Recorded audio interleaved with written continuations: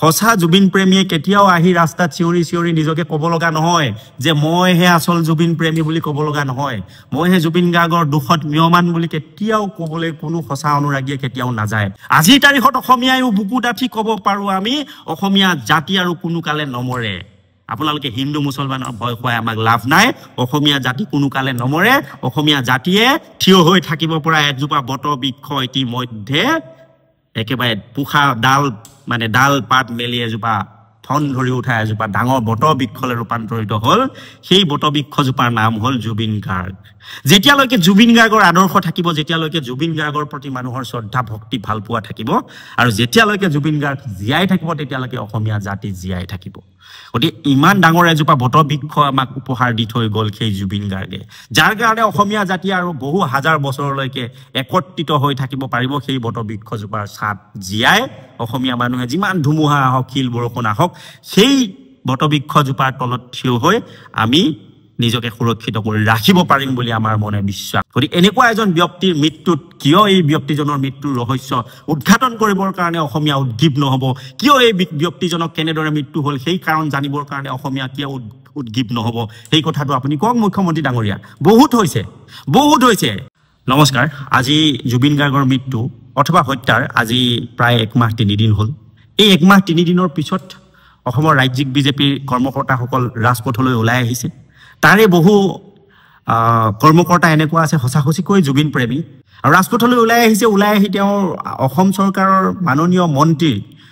জয়ন্ত মল্ল বৰুৱা ডাঙৰীয়াক দেখিলোঁ। ৰাজপথত তেওঁ খুব চিঞৰি উচ্চ বাচ্য কৰি কৈছে যে এইখিনিয়েহে বোলে প্ৰকৃত জুবিন প্ৰেমী। ইয়াৰ আগত যিমান লক্ষ জনতা অসমৰ শদিয়াৰ পৰা ধুবুৰীলৈকে এই প্ৰাণৰ শিল্পী, এই হিয়াৰ আমঠু শিল্পীজনৰ মৃত্যুৰ খবৰ পাই লাখ অনুৰাগীয়ে যে তেওঁৰ গোটেই গুৱাহাটীৰ ৰাজপথ ভিৰ কৰিছিল, তেওঁৰ মৃত্যুত তেওঁ মৃত শৰীৰটোক এবাৰ চুবৰ কাৰণে, এটা সেৱা জনাবৰ কাৰণে, শেষ শ্ৰদ্ধাঞ্জলি জ্ঞাপন কৰিবৰ কাৰণে শদিয়াৰ পৰা যে ধুবুৰীলৈকে লক্ষ জনতা গৈ তাত উপস্থিত হৈছিল। এই মানুহবিলাক আচল জুবিন প্ৰেমী নহয়। এতিয়া ৰাজ্যিক বিজেপি যিসকল কৰ্মকৰ্তা ওলাই আহিছে, জয়ন্ত মল্ল বৰুৱাৰ নেতৃত্বতেই হওক বা বিভিন্ন ধৰণৰ জিলা সমিতি, ৰাজ্যিক সমিতিৰ নেতৃত্বত যিসকল বিজেপি কৰ্মকৰ্তা ওলাই আহিছে, সেইসকলে প্ৰকৃত জুবিন প্ৰেমী বুলি তেওঁ দম্ভ কৰি কোৱা আমি শুনিবলৈ পাইছোঁ। আচলতে 1 মাহ 3 দিনৰ পিছত আপোনালোকে যে সময় পালে জুবিনৰ ন্যায় বিচাৰি আপোনালোক ৰাজপথলৈ ওলাই আহিবৰ কাৰণে, তাৰ বাবে আপোনালোক সঁচাই ধন্যবাদৰ পাত্ৰ। আপোনালোকক অসমৰ ৰাইজে নিশ্চিতভাৱে ধন্যবাদ দিব। কিন্তু এটা কথা অতি দুখ লগা মানে আপোনালোকৰ কাৰণে, যে আপোনালোক যে ৰাস্তাত ওলাই আহি আমি সঁচা জুবিন প্ৰেমী বুলি আপোনালোকে মানুহক চিঞৰি ক'ব লগা হৈছে, সেইটোতে গম পায় সঁচা জুবিন প্ৰেমীয়ে কেতিয়াও আহি ৰাস্তাত চিঞৰি নিজকে ক'ব লগা নহয় যে মইহে আচল জুবিন প্ৰেমী বুলি ক'ব লগা নহয়, মইহে জুবিন গাৰ্গৰ দুখত মিয়মান বুলি কেতিয়াও ক'বলৈ কোনো সঁচা অনুৰাগীয়ে কেতিয়াও নাযায়। সঁচা অনুৰাগীয়ে কেৱল হাৰ্ড এণ্ড সোল জুবিনদাৰ মৃত্যুত দুখ প্ৰকাশ কৰিছে, শোক প্ৰকাশ কৰিছে। প্ৰকৃত অনুৰাগীয়ে জুবিনদাৰ যিদিনা হত্যা হৈছে বা যিদিনা তেওঁ দেহাৱসান ঘটিছে, সেই দিনটোৰ পৰা ধৰি আজি পৰ্যন্ত সঁচা অনুৰাগী ৰাতি ভালদৰে নিদ্ৰাত যাব পৰা নাই, ভালদৰে টোপনি যাব পৰা নাই। সঁচা অনুৰাগীয়ে বিচাৰিছে জুবিনদাৰ লগত আচলতে সঁচা ঘটনাটো ঘটিছিল কি, জুবিন গাৰ্গৰ মৃত্যু কেনেদৰে হৈছিল। সঁচা অনুৰাগীয়ে বিচাৰিছে সেয়া। সঁচা অনুৰাগীয়ে বিচাৰিছে জুবিনদাৰ ন্যায়, আৰু সেই ন্যায় বিচাৰি যদি সঁচা অনুৰাগীৰ মৃত্যু হয়, তেওঁলোকে পুলিচৰ গুলীও বুকু পাতি দিবৰ কাৰণে উদ্যত হৈ আছে। সেইসকলে হৈছে সঁচা অনুৰাগী। কিন্তু আপোনালোকে কৈছে যে আগৰ যিমানবিলাক মানে মানুহ আহিছিলে ওলাই, সেইবিলাক অনুৰাগী নহয়, এনেকুৱা ধৰণৰ কথা আপোনালোকে বুজাব বিচাৰিছে। আৰু আপোনালোক যে ৰাজপথলৈ ওলাই আহিছে, সঁচাকৈ আপোনালোকে সঁচা অনুৰাগী বুলি আপোনালোকে ক'ব বিচাৰিছে। অসমৰ ৰাইজে ন্যায় বিচাৰিছে চৰকাৰৰ পৰা। ন্যায় এইকাৰণে বিচাৰিছে যে জুবিন গাৰ্গ অসুস্থ আছিলে, জুবিন গাৰ্গ মানুহজন দুৰ্বল আছিলে, বহু কামৰ প্ৰেছাৰত তেওঁ মানসিকভাৱেও হয়তো ইমান ষ্ট্ৰং হৈ থকা নাছিলে। বহুবাৰ তেওঁ চিজাৰত গৈছে, অসমৰ ৰাইজে তেওঁক আশীৰ্বাদ দিছে, অসমৰ ৰাইজৰ আশীৰ্বাদত তেওঁ জীয়াই আছে। আৰু সেই অসুস্থ মানুহজনক লৈ যোৱা হৈছে ছিংগাপুৰলৈ, আৰু ছিংগাপুৰত নি তেওঁক কোনো ধৰণৰ তেনেকুৱা চৰকাৰী আতিথ্য প্ৰদান কৰা হোৱা নাছিলে। এটা ৰুম দি দিছিল, আৰু তেওঁ গোটেই ৰাতিটো তেওঁক জনামতে কোৱামতে মদ্যপান কৰোৱা হৈছিল। তাৰপিছত তেওঁক সেই অসুস্থ মানুহজনক সাগৰৰ মাজলৈ লৈ যোৱা হৈছিল, আৰু সাগৰত গা ধুবলৈ মন নোহোৱা মানুহজনক ঠেলি হেঁচি তেওঁলোকে মানে সাগৰত সাঁতুৰিবলৈ দি তেওঁক মানে অবহেলা কৰি তেওঁক মৃত্যুৰ মুখলৈ ঠেলি দিয়া হৈছিল তাৰ আগতে হয়তো কিবা বিহে দিছিল নে কি দিছিল আমি নাজানো সেই কথাবিলাক কিন্তু অসমৰ মানুহে জানিব বিচাৰি আছে জুবিন গাৰ্গৰ মৃত্যুৰ পিছত দখৰে দখৰে টুকুৰা টুকুৰ কৰি ভিডিঅ'বোৰ কোনে দিছিল ফেচবুকত কোনে ভিডিঅ'বোৰ দিছিল কাৰ মোবাইলৰ পৰা কি ভিডিঅ'বোৰ ভাইৰেল হৈছিল কিয় টুকুৰা টুকুৰকৈ জুবিন গাৰ্গৰ মৃত্যুৰ ভিডিঅ' দিব লগা হৈছিল এই কথাবিলাকেইটো অসমৰ মানুহে জানিব বিচাৰিছে অসমৰ মানুহে জানিব বিচাৰিছিলে যে চামকানু মহন্তই যি তাত ফেশ্বন শ্ব' পাতিছিলে সেই ফেশ্বন শ্ব' কোনে প্ৰমোট কৰিছিলে সেই ফেশ্বন শ্ব' বেকগ্ৰাউণ্ডত থকা মানুহ কোন আছিল সেই ফেশ্বন শ্ব' আঁৰত থকা মানুহ কোন আছিল কোনে এই ফেশ্বন শ্ব' পাতিবৰ কাৰণে তেওঁ উদগনি যোগাইছিলে কোনে তাত অৰ্থ সাহায্য দিছিলে পইচাৰ যোগান ধৰিছিলে এই ফেশ্বন শ্ব' চলোৱা মানুহখিনিৰ লগত কোন কোন জড়িত হৈ আছিলে ছিংগাপুৰলৈ জুবিন গাৰ্গৰ লগত কোন কোন গৈছিলে এই কথাবোৰেতো মানুহে জানিব বিচাৰিছে প্ৰথমৰ পৰা সকলোবিলাক কথা কমপ্লিকেটেড কৰি নি আছে চামকানু মহন্তই কৈছে প্ৰথমতে কৈছিল যে জুবিন গাৰ্গক চামকানু মহন্তই লৈ যোৱা নাছিল সেইখিনিতেতো মানুহৰ সন্দেহ হৈছিল যি চামকানু মহন্তই গুৱাহাটী প্ৰেছ ক্লাবত প্ৰেছ মিট পাতি কৈছিল যে জুবিন গাৰ্গক সেই মানে নৰ্থ ইষ্ট ফেষ্টিভেলত থাকিব সেই নৰ্থ ইষ্ট ফেষ্টিভেলত থাকিব বুলি কৈ জুবিন গাৰ্গৰ মৃত্যুৰ পিছতে সেই মানুহজনে পাল্টি মাৰি কৈছিল জুবিন গাৰ্গক বোলে তেওঁ লৈ যোৱা নাছিল তেওঁ অৱসৰ বিনোদনৰ বাবেহে বোলে ছিংগাপুৰত গৈছিল নৰ্থ ইষ্ট ফেষ্টিভেলৰ লগত কোনো তেওঁ লিংক নাছিল এনেকুৱা ধৰণৰ কিছুমান কথা কৈ অসমৰ মানুহক বিভ্ৰান্তিৰ সৃষ্টি কৰি মানুহৰ মনত সন্দেহ আৰু সংশয় ঘনীভূত কোনে কৰিছিল আপোনালোকেইটো কৰিছিল তাৰ পৰৱৰ্তী সময়ত মুখ্যমন্ত্ৰী ডাঙৰীয়াই বিভিন্ন ধৰণৰ কথাৰে মানুহক যি শংকা আৰু সংশয়ৰ মুখলৈ ঠেলি দিছিল তাৰ কাৰণেইটো মানুহে হাবাথুৰি খাই আছে আজি প্ৰাণৰ শিল্পীজনৰ মৃত্যু কেনেকৈ হৈছিল সেই কথাটো জানিবৰ কাৰণে প্ৰতিজন মানুহে প্ৰতিজন অসমীয়াই হৃদয়ৰ পৰা বিচাৰি আছে যে আমাৰ হৃদয়ৰ শিল্পীজন মৰি গৈছে মৃত্যু হৈছে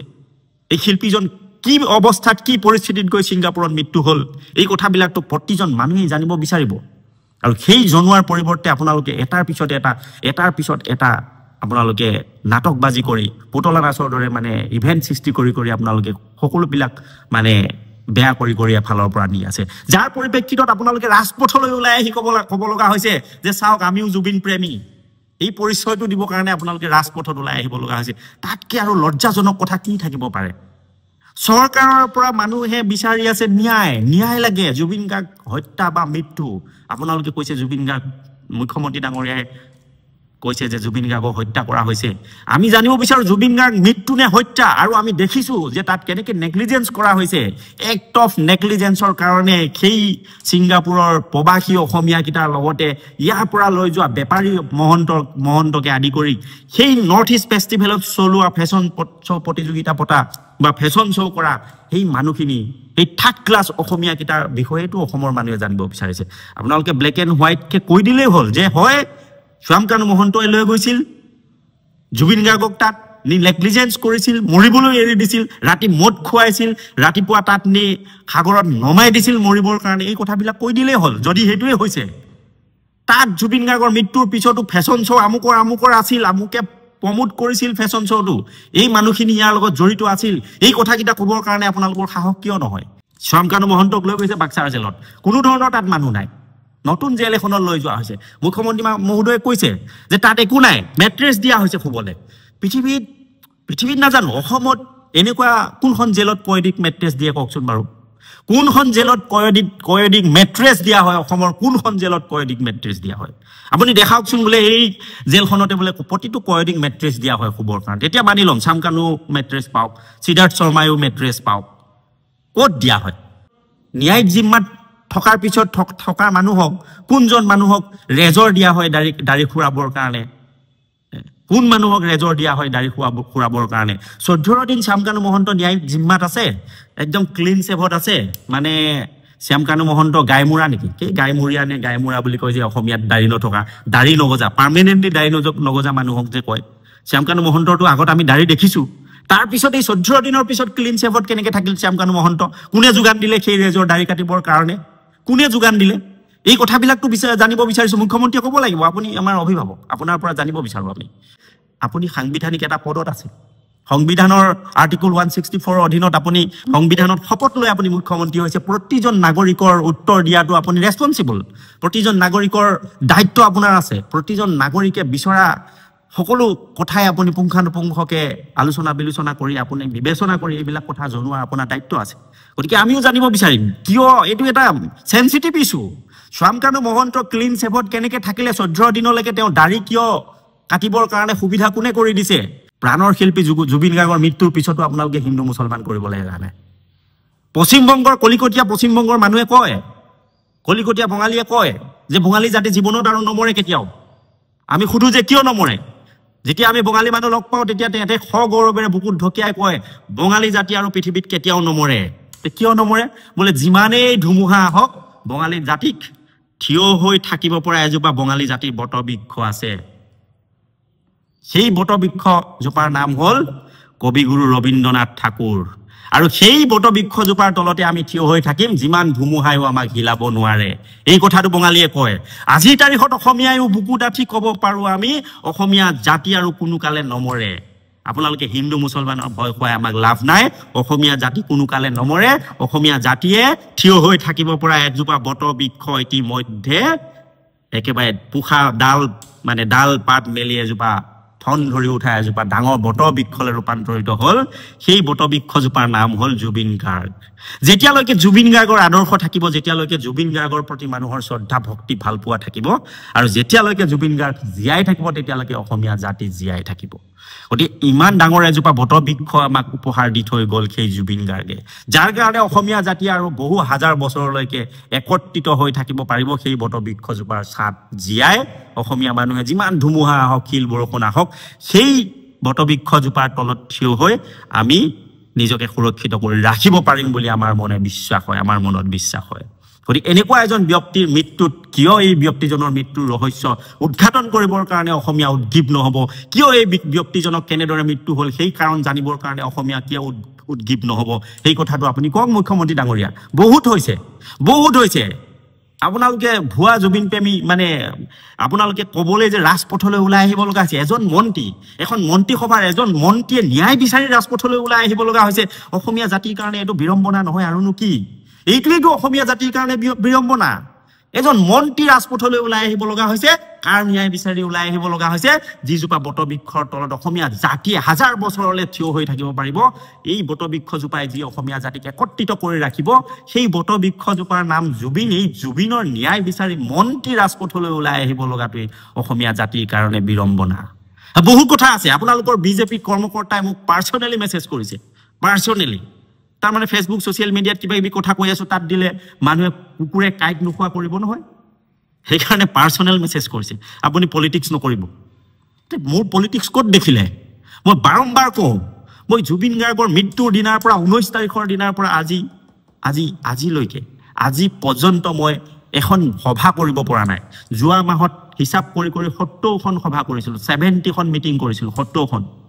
এই মাহটোত এখন মিটিং কৰিব পৰা নাই যাৰ সুবিধা লৈ আপোনালোকৰ দলৰ মানুহে প্ৰচাৰ চলাই আছে ৰাইজৰ দলে নাওবৈচাত ইলেকশ্যন নেখেলে ডাক্তৰ হৰিকান্ত দাস বহিলে আৰু ই নাওবৈচালে নাহে ৰাইজে মোক ভোট নিদিলেও নালাগে প্ৰাণৰ শিল্পীজন মানে হেৰাই গৈছে কলিজাত কি অনুভৱ কৰি আছো জানো মানে আগতে যিমান জুবিনৰ গান শুনিছিলোঁ জুবিনদাৰ গান শুনিছিলোঁ এতিয়া দেখোন গানবোৰৰ প্ৰতিটো গানেই হৃদয় চুই যায় প্ৰতিটো গানেই মনত দুখ দিয়ে প্ৰতিটো গানেই মগজুত এটা মানে কুণ্ডলী পকাই মগজুৰ ভিতৰত ঘূৰি থাকে ওলাই আহিব নোখোজে এনেকুৱা সময়ত মানুহৰ মাজত গৈ আমাৰ ভোট বিচৰা বা মানুহক মটিভেট কৰি দললৈ অনা এই কাৰবাৰবিলাক অন্ততঃ মই এই কাৰবাৰটো কৰিব নোৱাৰো মিলিয়ন মানুহে ভিডিঅ' চাইছে কাৰো বেয়া কমেণ্ট নাই তাতে 10-12টা মানুহ থাকে পলিটিক্স কৰোঁ বোলে ক'ত পলিটিক্স দেখা পাইছে আমিতো পলিটিক্স তেনেকৈ কৰা মানুহেই নহয় গতিকে এই কথা বতৰাবিলাক আমি জানিব নিশ্চয় বিচাৰিম যেনেদৰে অসমৰ প্ৰতিজন মানুহে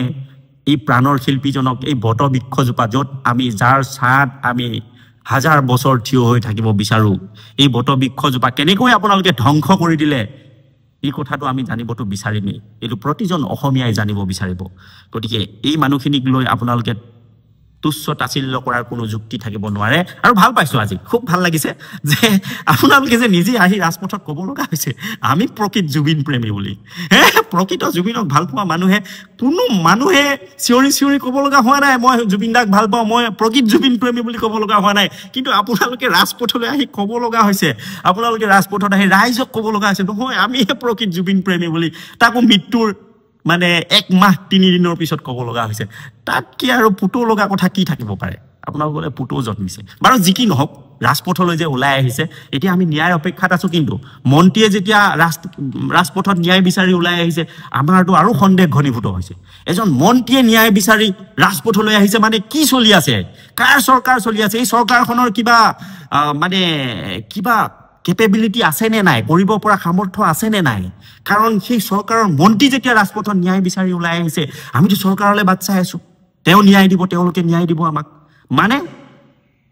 চৰকাৰৰ মন্ত্ৰী ৰাজপথত ন্যায় বিচাৰি ওলাই আহিব লগা হৈছে মানে মুখ্যমন্ত্ৰীয়ে পদত্যাগ কৰিব লাগে চিধা কথা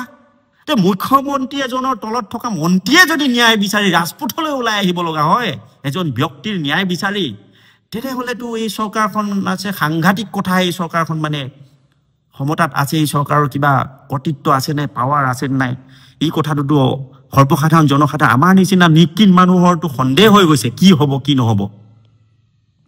তথাপিতো আপোনালোকে ৰাজপথলৈ ওলাই আহিছে কি বুলিবা স্লোগান দিছে স্লোগানটো এতিয়ালৈকে শুনা নাই আপোনালোকৰ ভাল লাগিছে আহক ওলাই আহক জুবিন দাই ন্যায় পাবই লাগিব যিকোনো মূল্যৰ বিনিময়ত জুবিন দাই কিন্তু ন্যায় পাবই লাগিব জুবিন দাই যদি ন্যায় নাপায় তেনেহ'লে অসমৰ মানুহৰ লগত বহুত বেছি অন্যায় হ'ব গতিকে আশা কৰিম কাৰ্যপালিকাই যিখিনি কাম কৰিব লাগে যথেষ্ট লেজি কৰিলে এমাহৰ পিছত গৈ ছিংগাপুৰত গৈছে য'ত নেকি কোনো ধৰণৰ তথ্য প্ৰমাণ আজি এমাহলৈকে যে তাত থাকিব সেই কথাটো আমাৰ মনে নধৰে তথাপিতো আশা কৰিছোঁ ন্যায়পালিকাই ন্যায় দিব কিন্তু কাৰ্যপালিকাৰ যিখিনি কাৰ্য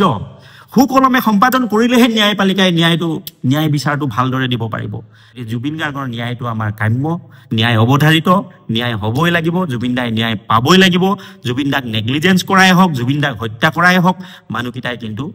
চূড়ান্ত শাস্তিৰ সন্মুখীন নোহোৱালৈকে অসমীয়া জাতিয়ে বুকুত সদায় এটা বেদনা লৈ জীয়াই থাকিব এই কথাখিনিকে ক'লো ধন্যবাদ জয় আই অসম